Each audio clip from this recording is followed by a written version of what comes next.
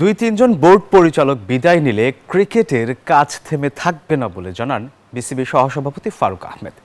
সাকিব আল হাসান বাংলাদেশের ব্র্যান্ড, তার জাতীয় দলে ফেরা পুরোটাই নির্ভর করছে সরকারের উপর।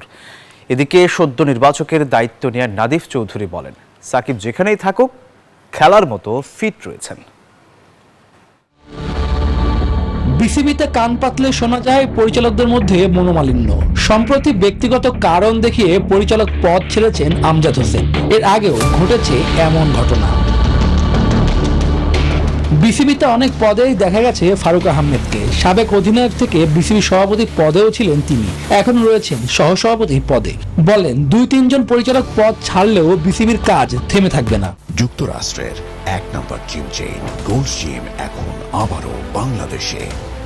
বসুন্ধরা আবাসিক এলাকা ও বসুন্ধরা সিটি শপিং মলে। ক্রিকেট বোর্ড কে আসবে না আসবে, আমরা যারা আছি একমাত্র এজেন্ডা বাংলাদেশ ক্রিকেটকে এগিয়ে নিয়ে যাওয়া, বাংলাদেশকে এগিয়ে নিয়ে যাওয়া।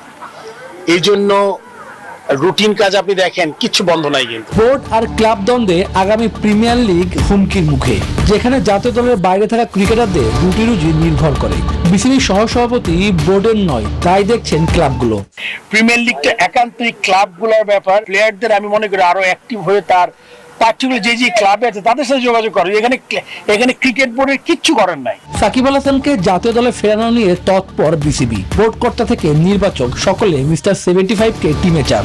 সাকিব আল হাসান এখন তার যেই আইনগত দিকগুলো আছে এটা গভর্নমেন্টের সাথে বসতে হবে, আইনিভাবে লড়াই করি তার আসতে হবে, এবং লড়াই করার পরে সে যদি অ্যাভেলেবল ফর সিলেকশনে তারপরে আসবে সিলেকশনের ব্যাপারটা। সিলেক্টেড নতুন সিলেকশন প্যানেল হয়েছে, তারা চিন্তা করবে তার ফিটনেস কি করবে না, কতটুকু দরকার।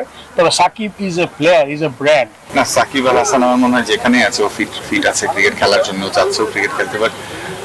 যদি সব প্রসেস ঠিক থাকে তারপর আমরা সিলেক্টর আছে, আমার তো একা ডিসিশনে সব হবে না, টিম ম্যানেজমেন্ট আছে, তিনজন সিলেক্ট আছে, সবাই মিলে বসে ডিসিশন হবে। আমার মনে হয় ওটাই অ্যাকসেপ্ট করবো।